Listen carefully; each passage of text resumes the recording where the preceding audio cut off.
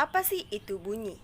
Bunyi merupakan gelombang longitudinal yang ditimbulkan oleh getaran dari suatu sumber bunyi dan merambat melalui media atau pengantar lainnya.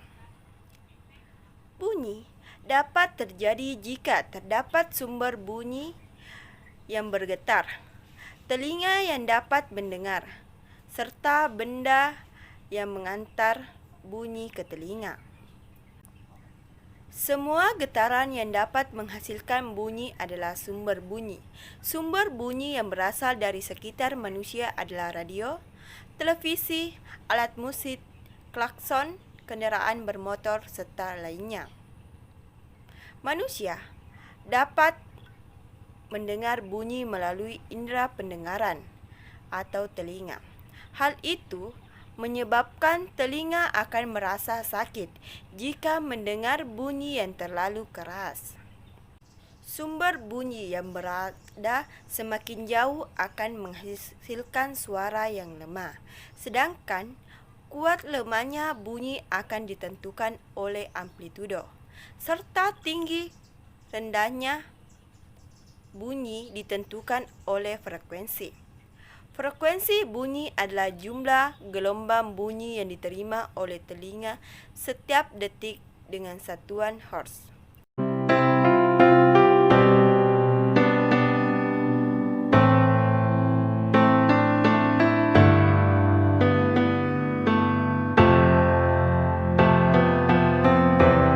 Jadi, apa sih itu nada? Nada adalah bunyi teratur yang memiliki suatu frekuensi. Tinggi rendahnya nada tergantung pada besar kecilnya frekuensi bunyi. Jadi, semakin besar nada digetarkan, semakin tinggi frekuensi gelombang bunyinya, dan semakin tinggi nadanya. Contohnya, ada Lyodra yang mahir dengan nada tinggi.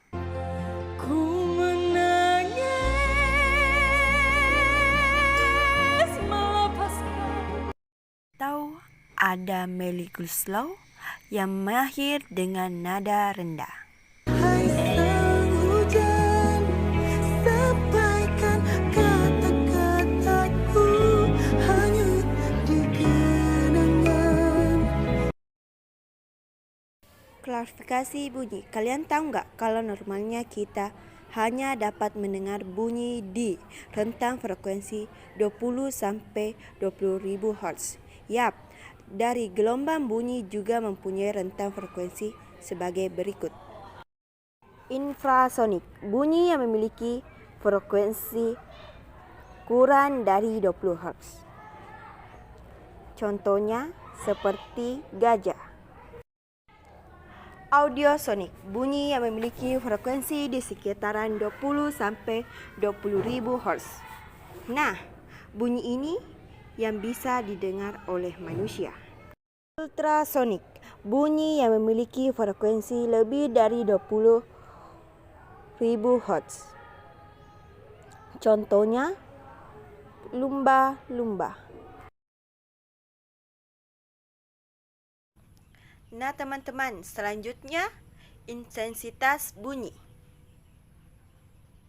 Intensitas bunyi adalah suatu daya yang dibawa oleh gelombang suara atau persatuan luas dengan arah tegak lurus dari arah cepat rambat gelombang.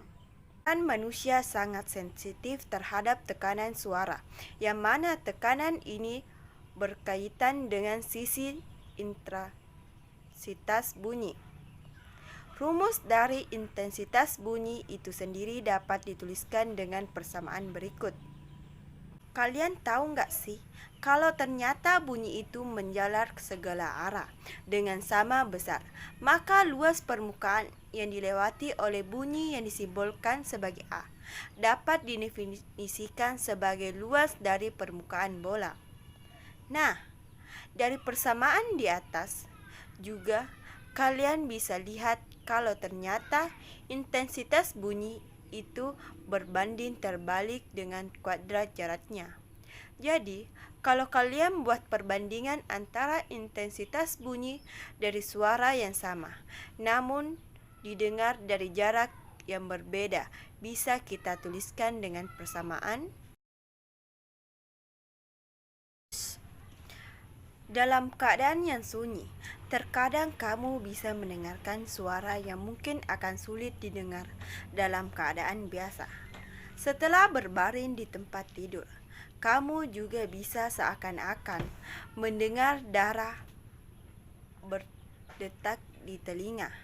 Tetapi ketika sedang duduk di dalam mobil sambil mendengarkan radio, kamu tidak bisa mendengarkan apa yang dikatakan orang di sebelah kamu.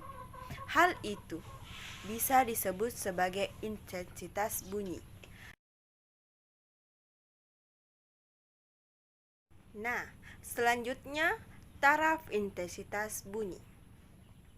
Taraf intensitas bunyi adalah nilai logaritma untuk perbandingan antara intensitas bunyi dengan intensitas ambang pendengaran dan dinyatakan dalam desibel. Kalau dalam kehidupan sehari-hari, taraf intensitas bunyi ini menunjukkan tingkat kenyaringan atau kebisikan yang dihasilkan oleh sumber bunyi.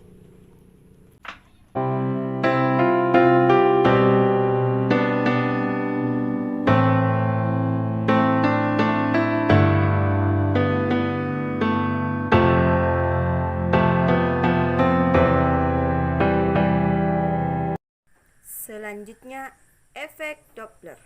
Efek Doppler adalah perubahan frekuensi atau panjang gelombang pada penerimaan yang sedang bergerak relatif terhadap sumber gelombang.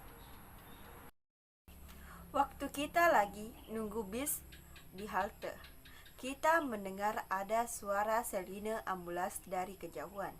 Suara tersebut semakin mendekat ke arah kita berdiri. Semakin ambulans mendekat, maka suara sirenenya akan semakin jelas dan keras kita dengar. Namun, setelah ambulans melewati kita dan berjalan menjauh, suara sirenenya berubah menjadi lebih rendah sehingga tidak terdengar.